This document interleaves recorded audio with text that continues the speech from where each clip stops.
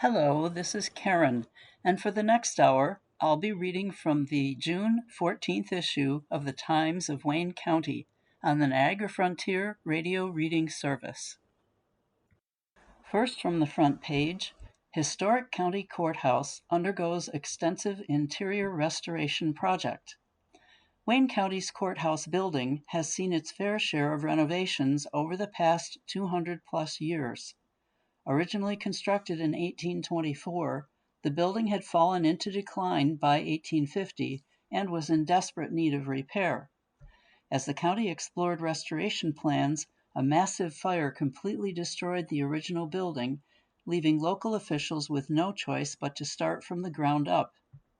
By 1854, the courthouse had been rebuilt by renowned Rochester architect Henry Searle, who designed a masterpiece in the grand Greek Revival style, complete with a crowning silver octagonal dome, soaring entrance columns, and a majestic flight of stone steps. While the exterior has had a facelift or two since then, the building's interior is now getting a little TLC of its own. The building's extensive woodwork, which includes ornate staircases and paneling, is now getting the attention it so desperately needed thanks to a local company who specializes in historical restoration. Westcott Total Solutions won the bid to refinish the interior woodwork, stripping away nearly 200 years of old shellac and bringing new life to the old building. Owner Andrew Westcott says, "We are incredibly proud to strip back the years and honor the rich history of this magnificent New York landmark." Work is already underway and will be ongoing for the next several weeks. Our scope of work involves removing all decaying varnish and refinishing the surfaces. The original shellac is still present, but it is heavily wrinkled, aged, and weathered. We will be refinishing it with an amber polyurethane to restore the golden oak color and protect the wood for decades. The work spans from the entrance of the courthouse to the main hallway and from the entrance up the stairs to the courtroom. We are also removing all the doors so we can restore the hardware back to its original state. Andrew is the third generation, following in his father's and grandfather's footsteps. He says he created Westcott Total Solutions as a sister company to their Westcott's Furniture Stripping and Refinishing, specifically to take on off-site jobs and on-site restoration projects such as this.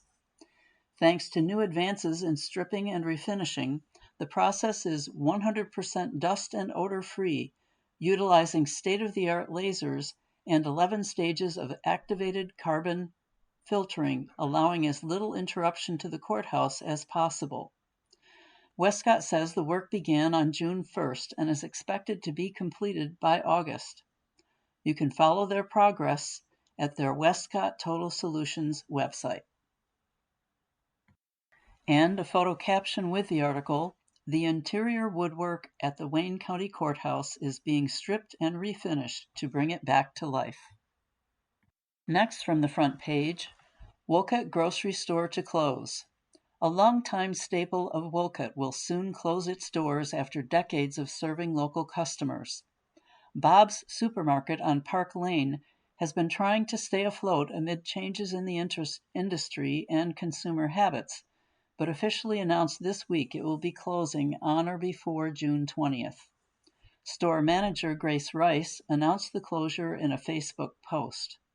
Rice, who has worked at the Bob's since she was 16 years old, says she has tried to keep the store operational. Quote, "I truly did anything I could think of to keep the store open in hopes that greater change would follow."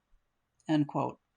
The supermarket has struggled since the Delf family, which had previously run the store for nearly 60 years, sold out in 2022 to the Patel family. Employees and customers were optimistic last year when the store entered a partnership with Save-A-Lot, but that relationship only lasted a year. That left Rice and the owners scrambling to find produce and product to fill their shelves. The closure follows several other local grocers in Wayne County who have also shuttered their doors. Earlier this year, Newark's Save-A-Lot, operated by the Breen family, ceased operations following the previous closures of their Palmyra and Williamson stores.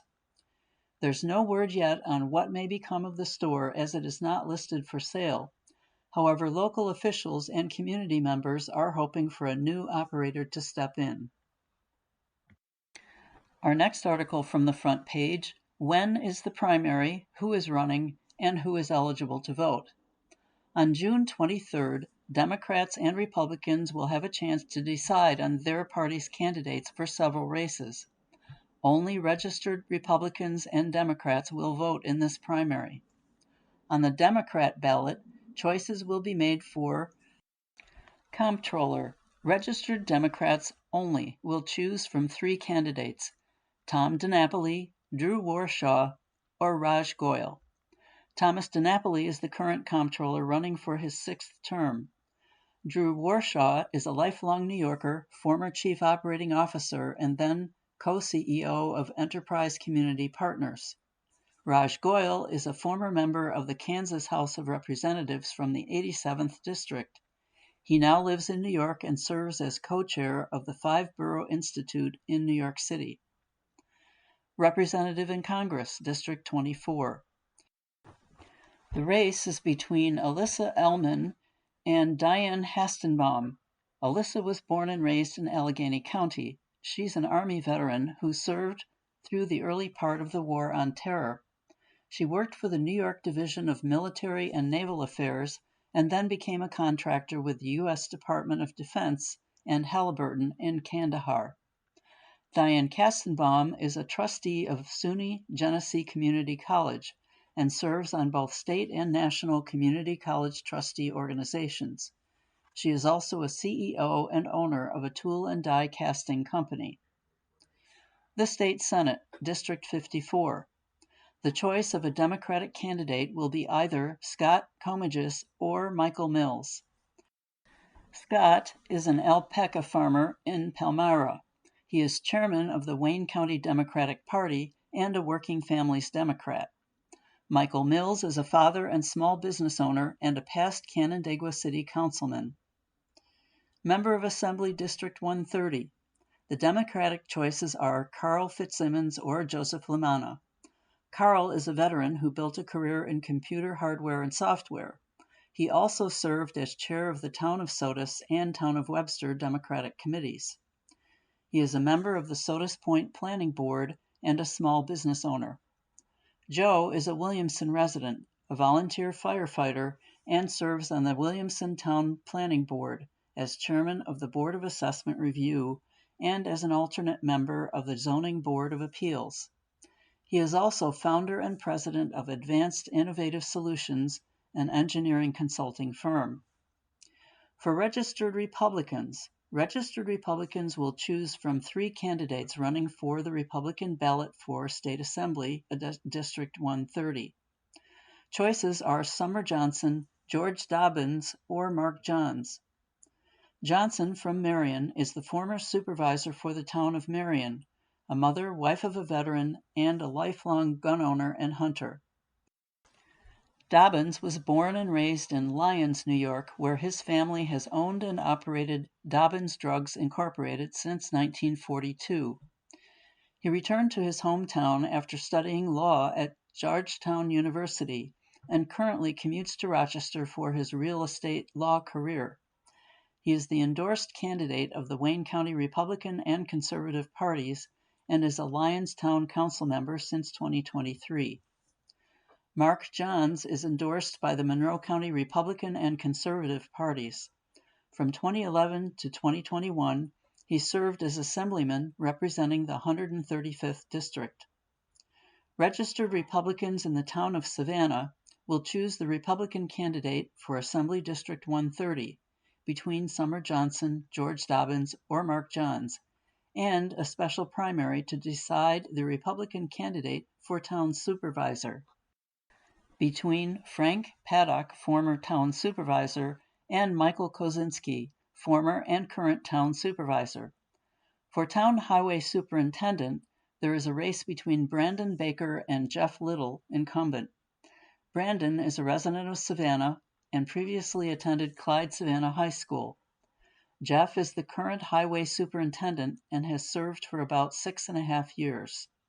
He initially started with the Savannah Highway Department in January 2016 and officially assumed the role of superintendent in January.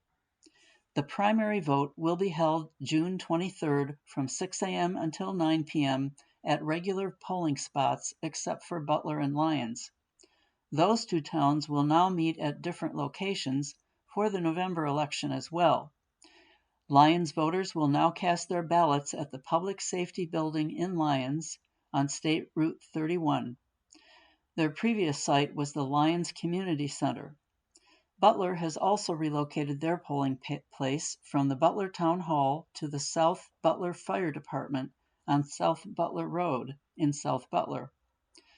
From June 13th until June 21st, registered Democrats and Republicans can vote early at two sites, the Board of Elections in Lyons or the Town Hall in Ontario.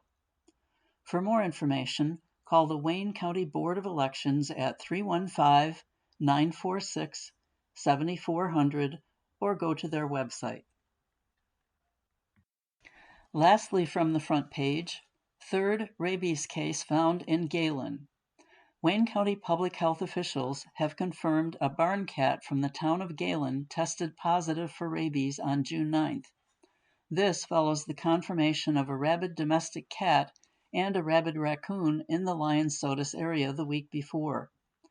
Wayne County Public Health Deputy Director Carrie Van Auken, MPH, said, Wayne County is experiencing early and higher than anticipated rabies activity.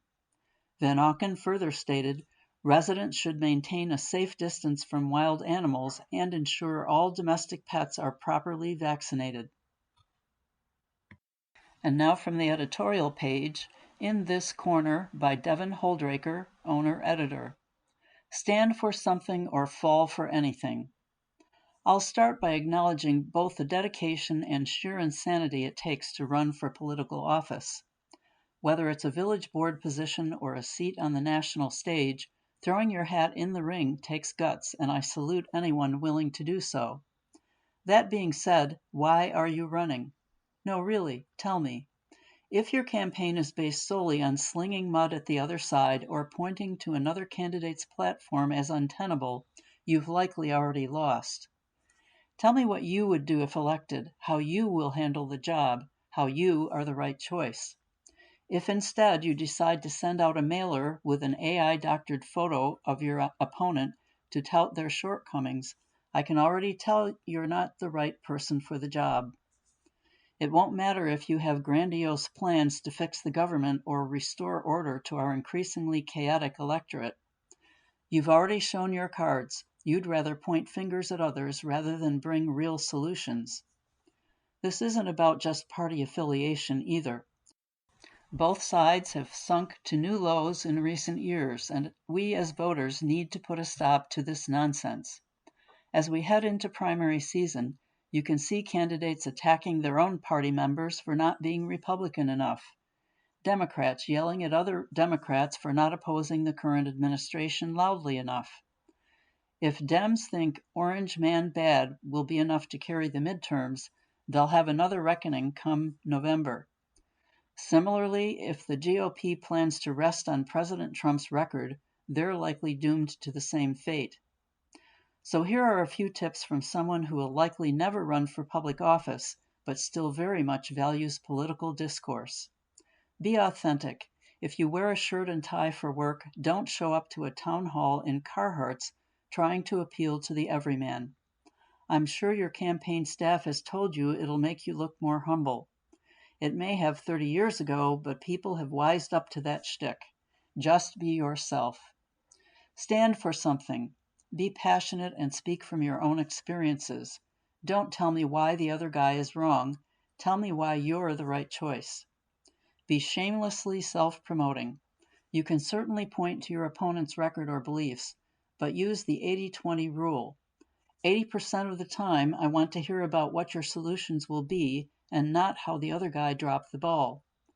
20% of the time, you can compare and contrast. Person over party. Yes, you still likely need major party support, but keep in mind it's your name on those political signs. Don't be afraid to voice opposition to things simply because you might offend some random subset of voters. You may not get all the endorsements, but I'd bet you'll sleep better at night. I know I would. So what can we as voters do?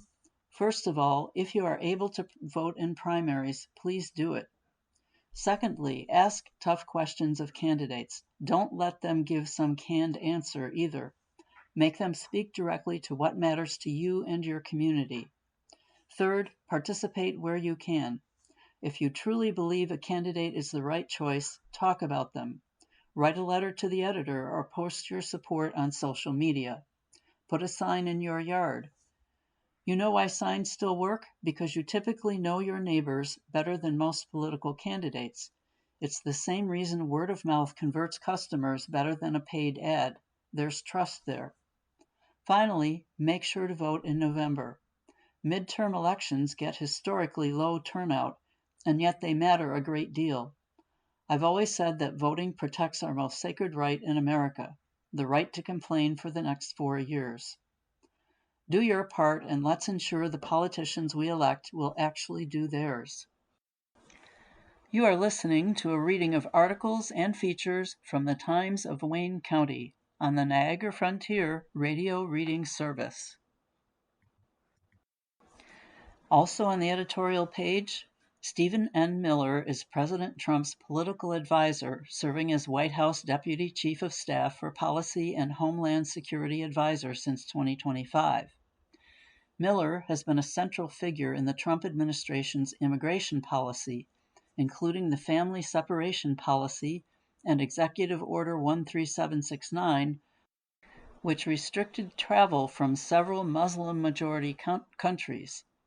In high school, Miller argued that racism was factitious and that racial segregation did not exist because it was not legally imposed, owing to the civil rights movement.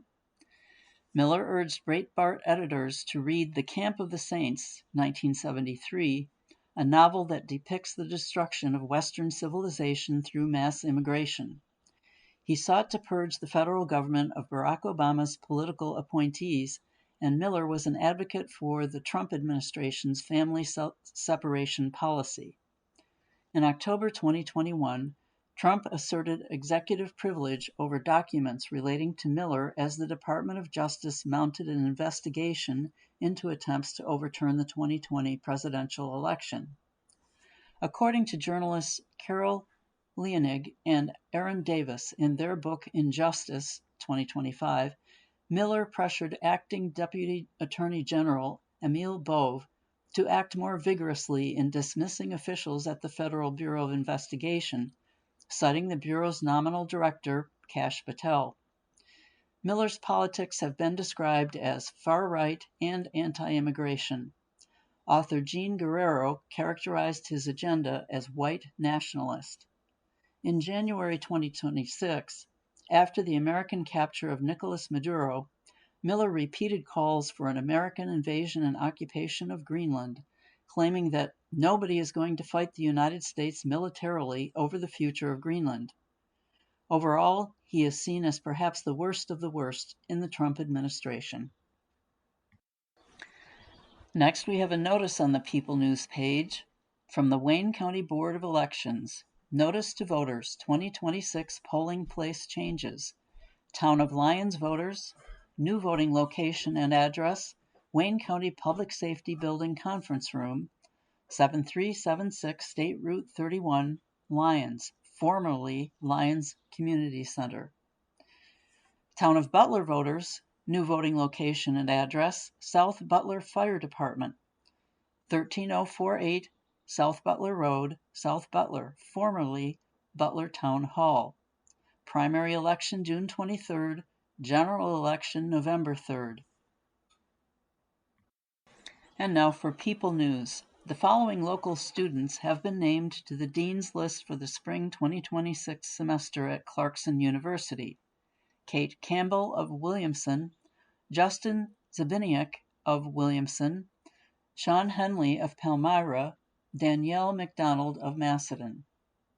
Emma Claire Robinson of Macedon, a senior majoring in civil engineering, was named a presidential scholar for the spring semester at Clarkson. Zachary Mazuka of Macedon was named to Dean's List for the spring 2026 semester at Quinnipiac University.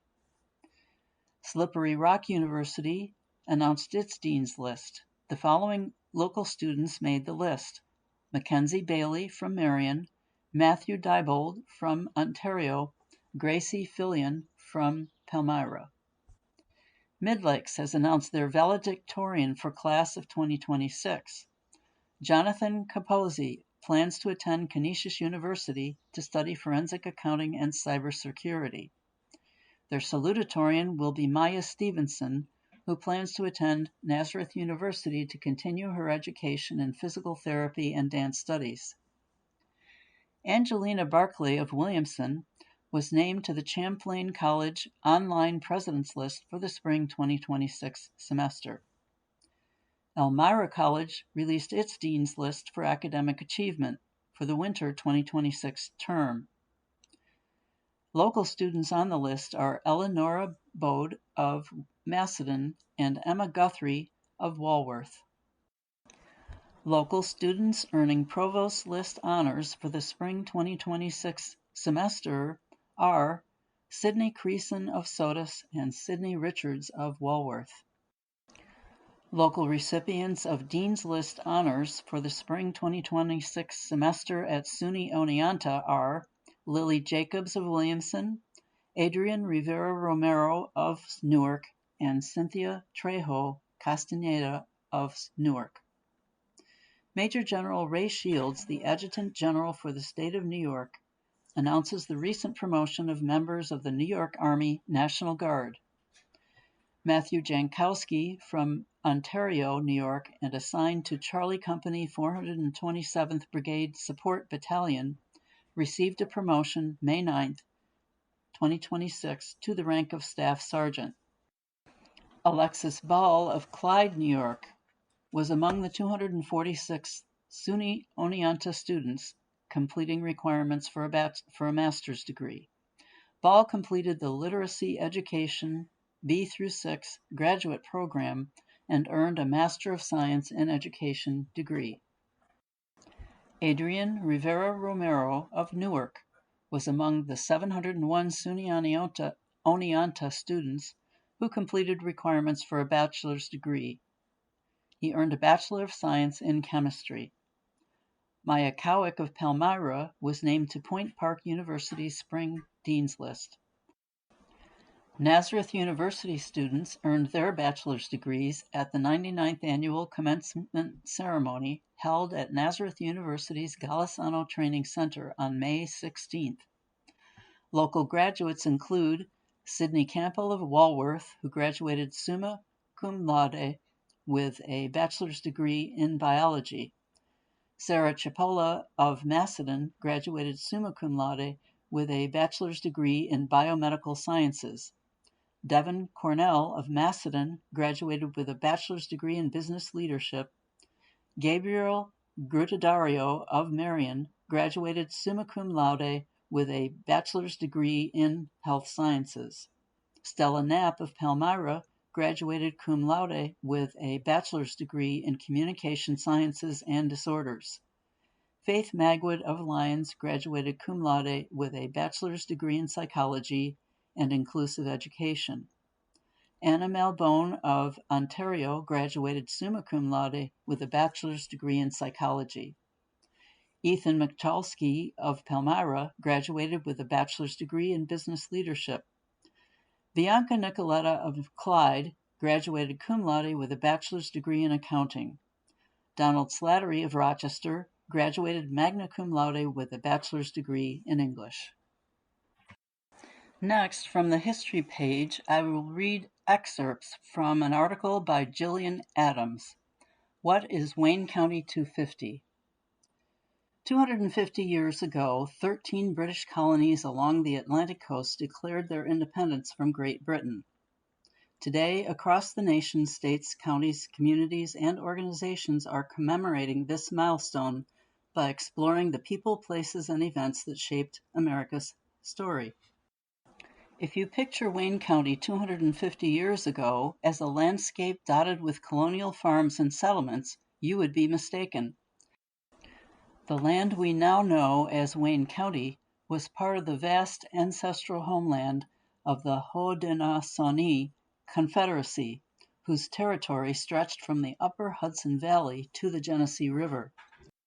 The Seneca and Cayuga nations were the primary stewards of this local region. European traders often referred to the Haudenosaunee as the Iroquois, a name believed to have originated as a derogatory term. Long before European settlement, this fertile landscape featured rolling glacial drumlins, old-growth forests, protected bays along Lake Ontario, and important waterways such as Glenargwa Creek and the Clyde River. A few main indigenous trails crossed the region, connecting communities and trade routes throughout western New York. At the time the Declaration of Independence was signed, Wayne County did not exist as a municipal entity. In fact, there were no permanent European settlements within the county's present boundaries. The land remained under the stewardship of the Haudenosaunee, who used the region for hunting, fishing, travel between native nations and settlements, and trade. The first permanent settlers arrived after the Revolution. In 1789, families such as the Featherleys and the Stanzels settled in what would become Lyons, while other pioneers and post-Revolutionary War soldiers like John Swift also arrived and established communities, such as Swift's Landing near present-day Palmyra.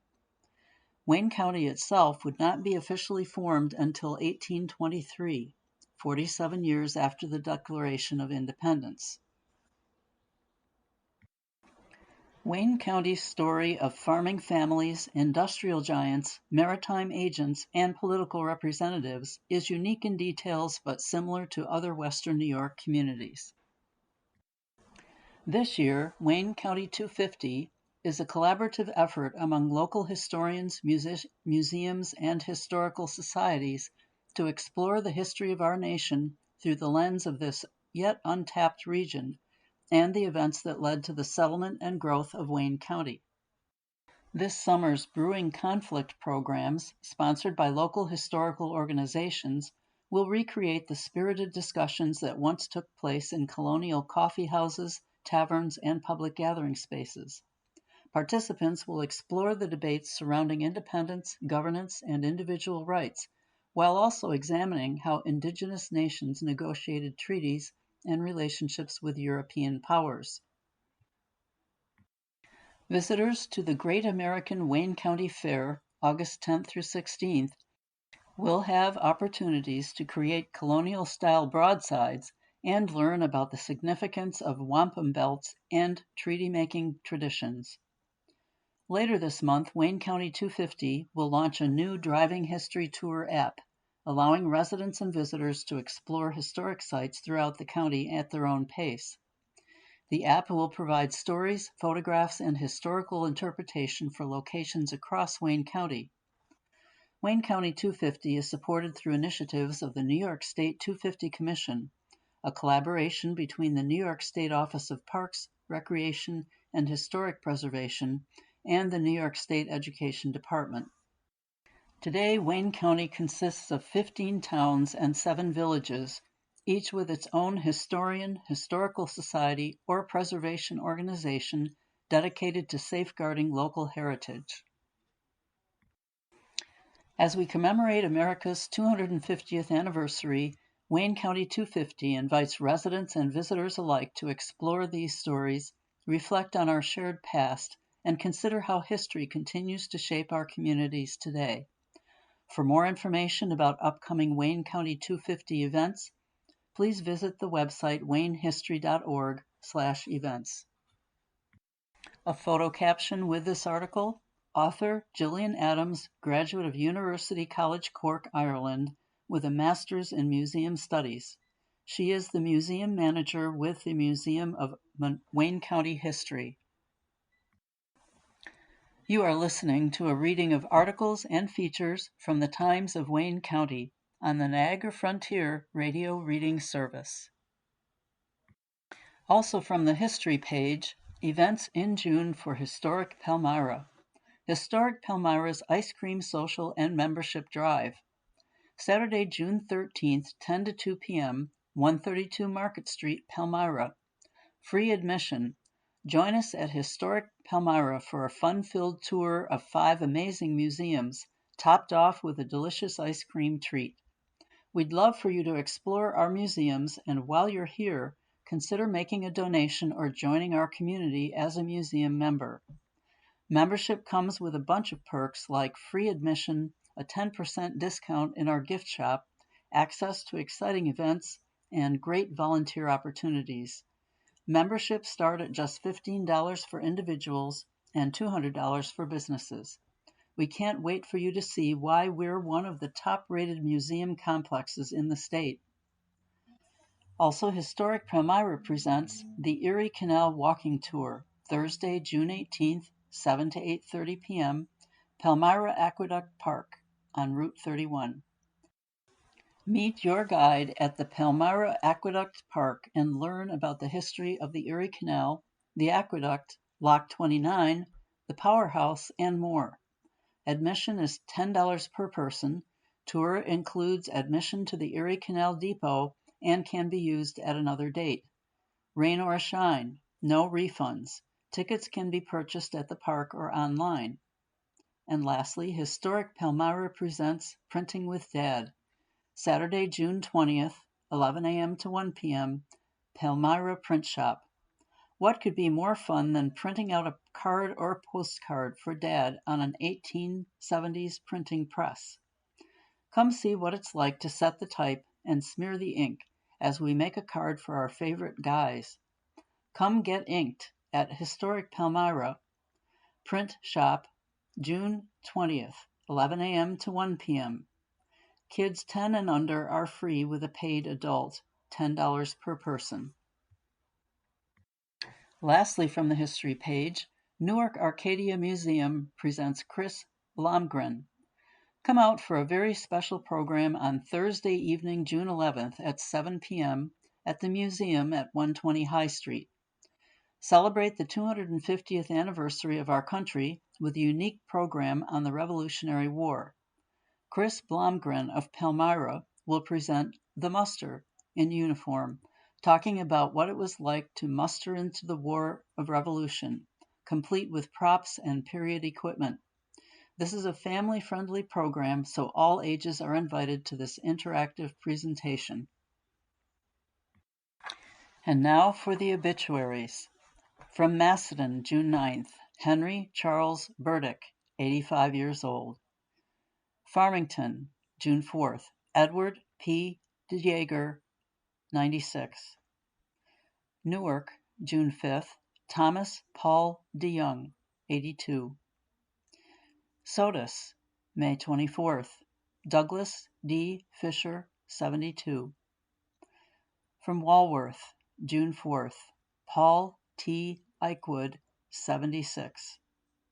From Williamson, June 3rd, Kent C. Johnson, 72.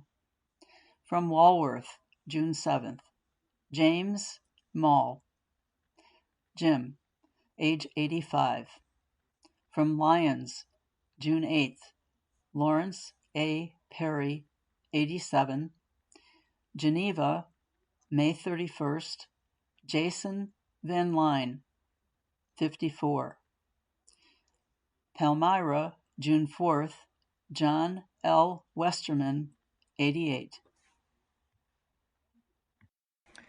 For details about these obituaries, listeners can call the phone number of Niagara Frontier Radio Reading Service at 716-821-5555 for details. Next, from the Senior Moments page, the Senior Newsline by Matilda Charles, Keeping Cool During the Summer. Here we are again in the heat of summer. We seniors are the ones most at risk for serious health problems because of the high temperatures. Many of us take prescription drugs that can keep us from being able to regulate our body's temperature, and there are chronic medical conditions that do the same thing. Add to that our reduced ability to sweat and therefore keep cool. It falls to us to take steps to be sure we stay cool enough. Those of us lucky enough to have central air conditioning need to turn it on and leave it set between 72 and 78 degrees. This is not the time to worry about the electric bill. That temperature range is suggested by the U.S. Department of Energy as being one that can not only keep us cool, but save money. Humidity plays a part in our comfort level. Running the air conditioning can reduce the humidity in the air and help us to feel cooler. Even window air conditioners can go a long way to keeping temperatures down. If necessary, shut doors to block off an area that you can keep as a cool zone. If you don't have air conditioning, call your town office to find cooling centers. They might be at the rec center, the library, the school gym, or the senior center. Meanwhile, keep the drapes closed, wear light clothing, drink plenty of water, ask your doctor how much, stay indoors during the hottest part of the day, and keep an eye on the weather news to know what temperatures are expected. This year, the Low-Income Home Energy Assistance Program was allocated $4 billion to help with utility bills. In most states, the qualifying income level is capped at 150% of the federal poverty level.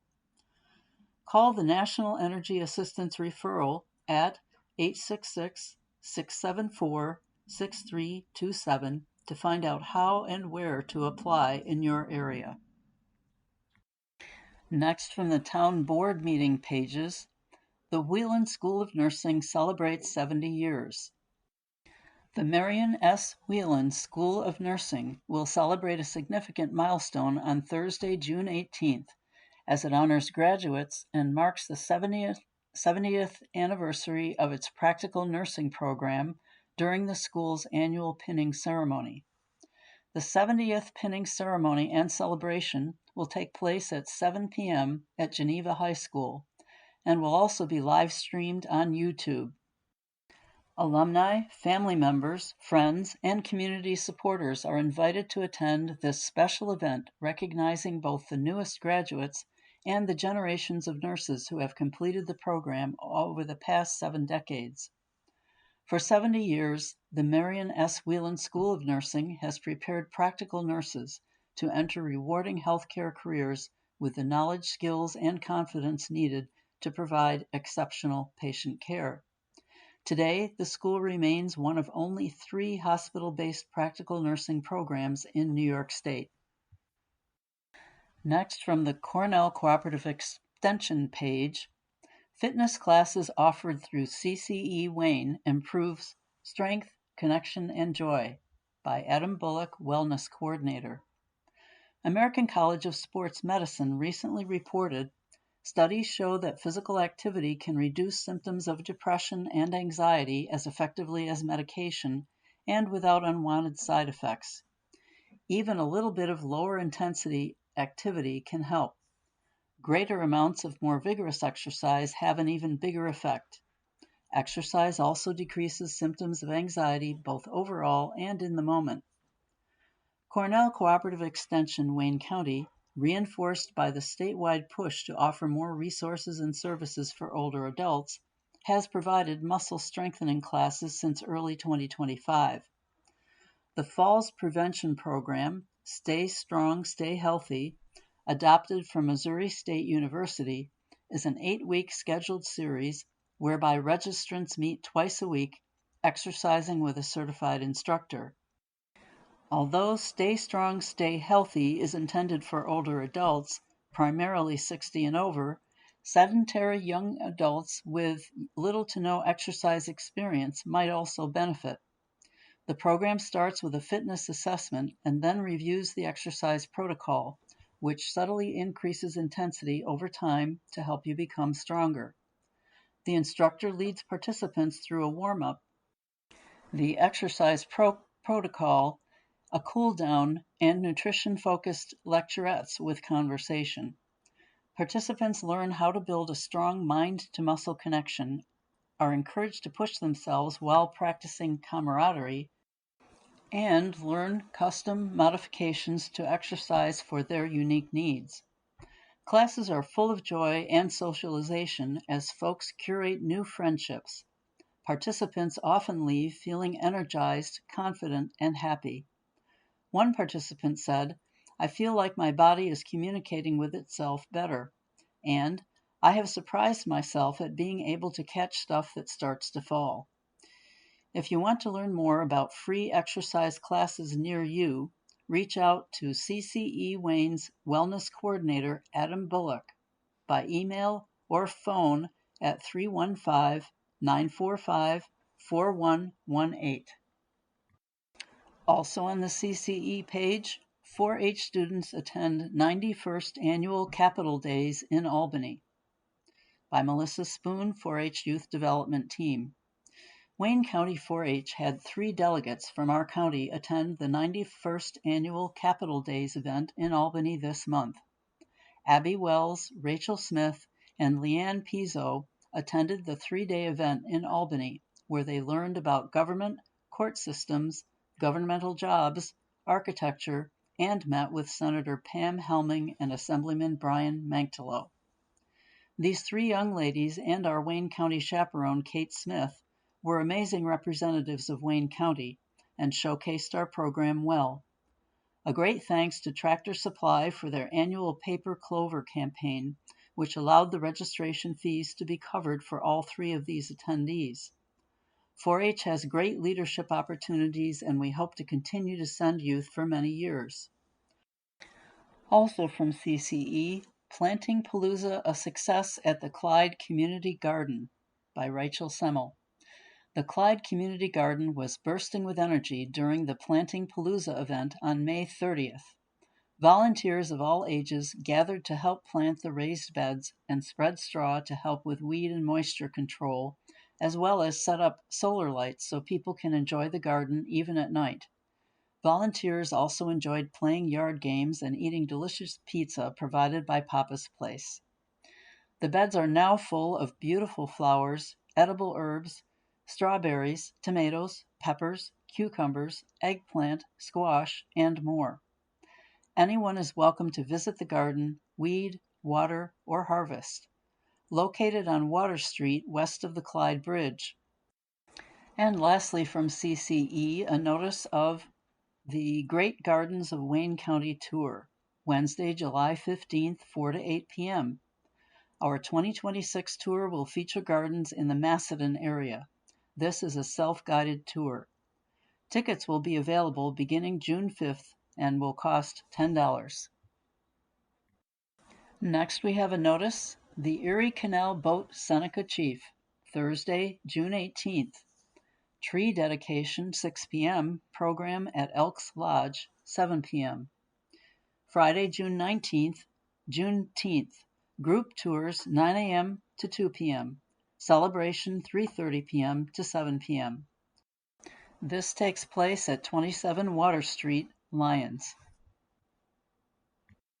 Our next notice is the Ginegaw Park Farmers Market, Tuesdays, grand reopening June 23rd, 3:30 p.m. to 6:30 p.m., rain or shine, food trucks each week. Market calendar and weekly features at the Town of Walworth website. Summer market concerts, Tuesday, June 30th, Tuesday, July 21st, and Tuesday, August 18th at 6:30 p.m. Featuring Market Magnet and Bag Giveaway, Love Handles Eatery, The Ice Cream Factory. On June 30th at 6:30 p.m., the music of REO Speedwagon, Riverside Avenue. First Responders Pavilion, the original Red Osier Landmark Restaurant food truck, New York Sugar Art, and Tony's Popcorn, as well as Dar's Delights Ice Cream. You are listening to a reading of articles and features from the Times of Wayne County on the Niagara Frontier Radio Reading Service. Next, crews work to install underwater fiber installation to connect Sodus Bay Islands by Devin Holbreaker. Spectrum and Wayne County officials gathered last week to kick off a unique engineering project beneath Sodus Bay that will connect residents on Eagle Island, Leroy Island, and Crescent Beach to high-speed internet. The work included directional drilling beneath the bay floor, barge-based construction operations, and installation of fiber infrastructure that will bring high-speed service to island residents who have historically relied on cellular hotspots or limited connectivity options. Connecting Eagle Island, Leroy Island, and Crescent Beach has been a long-standing challenge for our community, said Dave Fantuzzo, town supervisor for Huron. This final phase ensures residents on the islands can fully participate in today's digital world. County officials touted the project as a major win for Wayne County's broadband expansion plans. Completing the county-wide broadband expansion is a milestone for Wayne County, said Kim V. Leonard, chair of the Wayne County Board of Supervisors. Bringing fiber service to Sodus Bay's island communities means every resident, from rural towns to remote islands, will now have reliable internet access to support remote work, education, and daily life. Camille Joseph Goldman, Group Vice President, State Government Affairs for Charter Communications, says the partnership with Wayne County has brought connectivity to more than 1,200 homes and businesses that previously lacked access. Goldman noted that connectivity is no longer a luxury for most residents. Reliable, high-speed broadband is essential for how people live, work, learn, access healthcare, and build their businesses. Crews worked both on land and in the water to bring fiber internet to Sodus Bay's island homes. Now from the Law and Order section, congratulations to Wayne County Sheriff's Office Court Security Officer Eric Meisner. Last Friday, he officially graduated from the New York State Basic Course for Peace Officers in Onondaga County. This was a 6-week intensive training course which included 40 hours of defensive tactics and 21 hours of crisis intervention training. Now, he is officially a certified New York State Peace Officer. Next, from the sports section, a photo caption. North Rose Wolcott held an athletic signing ceremony to celebrate the 6 seniors who will compete at the collegiate level. Congratulations to Vivian Bishop, University of Maine at Farmington, soccer and skiing. Cody Crane, Genesee Community College, baseball. Olivia D. Bourdieu, Genesee Community College, volleyball and softball. Evan Duispelier, St. John Fisher University, soccer. Lucas Lapp, Finger Lakes Community College, volleyball. And Emily Nevelizer, Keuka College, volleyball. And another photo caption in sports. 12 Pelmac seniors signed their commitments in a ceremony following their seasonal athletic awards. Those student athletes were Brandon Denny, lacrosse, Uville. Tegan Hudak, lacrosse, Old Dominion. William Kipp, track and field, SUNY Oswego. Carson Litch, lacrosse, Ohio Northern University. Noah Murray, wrestling, SUNY Oswego. Jacob Noggle, lacrosse, Roberts Wesleyan. George Newsom, swimming, U.S. Military Academy. Claire Nolan, lacrosse, Mount Union. Brianna Pentecoff, lacrosse, Lock Haven University of Pennsylvania. Anthony Papora III, football, Utica University. Annette Pribilic, cheerleading, Niagara University. George Worth, basketball, Onondaga Community College. Also from sports in a photo caption, Clyde Savannah's Director of Physical Education and Athletics, Pamela Lockwood, was named the recipient of the Chapter 5 NYSPHSAA Dr. Liam Frawley CMAA Emerging Athletic Administrator Award. This award recognizes an athletic administrator who demonstrates outstanding contributions to interscholastic athletics and a commitment to serving student athletes, coaches, schools, and their community. Next on the sports section, we have a notice, Sodus Point's 22nd Annual Sunshine Auto Parade, Saturday, September 5th at 5 p.m. Bring your antique car, classic car, convertible, or street rod. Free entry for all participants. Lineup is at 4:30 p.m. on Sentel Street near the old Malt House. You are welcome to decorate your car patriotically. The parade route is along Route 14 to Bay Street through downtown, around the loop, and culminating at the ball field where you may display your vehicle if you wish. No floats, towed trailers, motorcycles, LSV, SMV, or wagons, and no candy. Spectators are needed as well.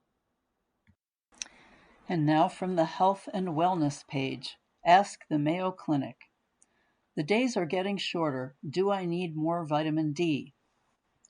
By Jesse Bracamonte, D.O. Dear Mayo Clinic, during darker months when we're getting less and less sunlight, I've heard we need to be intentional about getting more vitamin D in our diets or with supplements. Is that true? What role does vitamin D play in our health? Answer. It's true that vitamin D is important to the human body.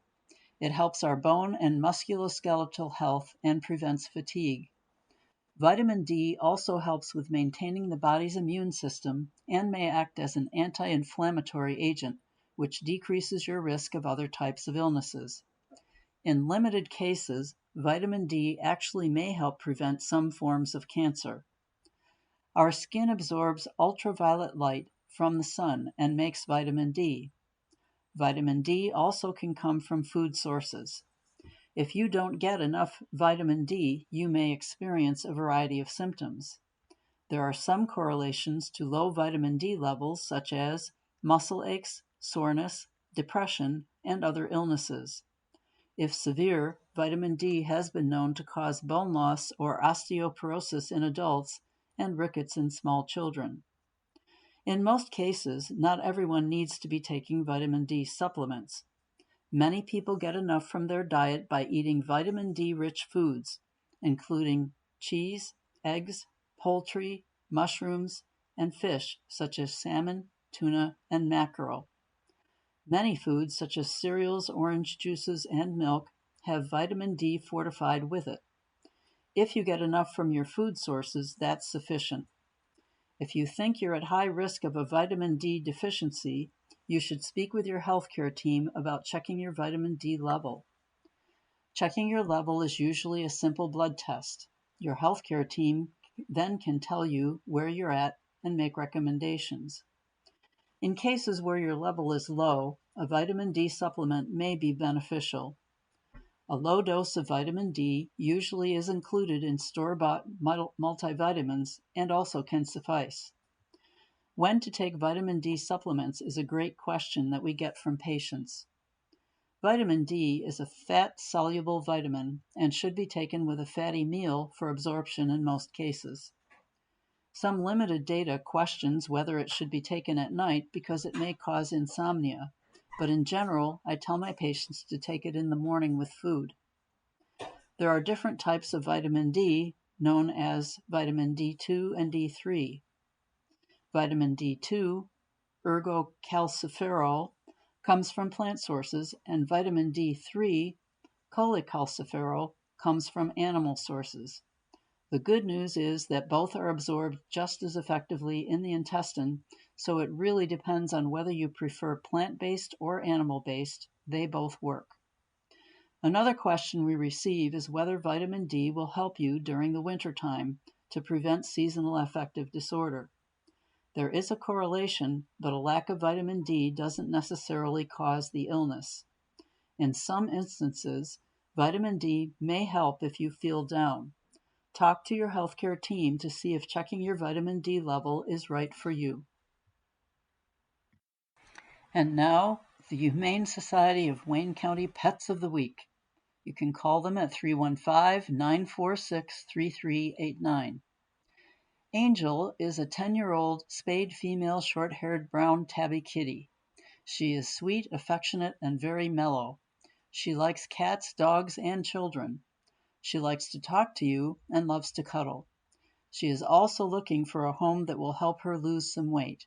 She tips the scales at 18 pounds. If you are interested in meeting her, please contact the shelter to make sure she is not at one of our off-site adoption centers. Angel is available through our Adult Companion program to those who qualify. Lenashka is a 4-year-old spayed female black and white husky mix. She is very sweet and a little shy. She is growing her confidence every day and now looking for her forever home. She needs a home that will give her time to get used to her new surroundings.